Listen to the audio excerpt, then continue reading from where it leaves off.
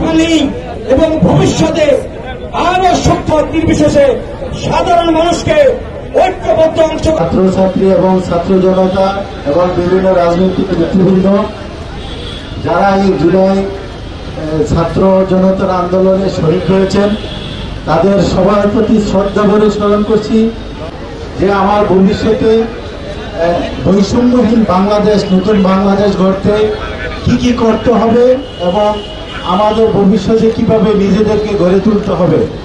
আমরা চাই বৈষম্যহীন একটি বাংলাদেশ, যেখানে থাকবে না কোনো ভেদাভেদ, সবাই সমান অধিকার ভোগ করবে এবং সবার সম্মান, পরস্পরের প্রতি পরস্পরের সম্মান থাকবে।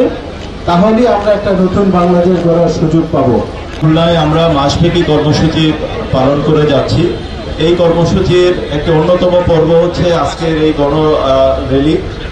এই র্যালিতে আমরা ইতিমধ্যে দেখতে পাচ্ছি যে সমাজের সর্বস্তরের মানুষ এই র্যালিতে অংশ নিয়েছেন।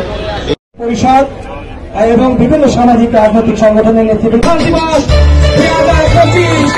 আমাদের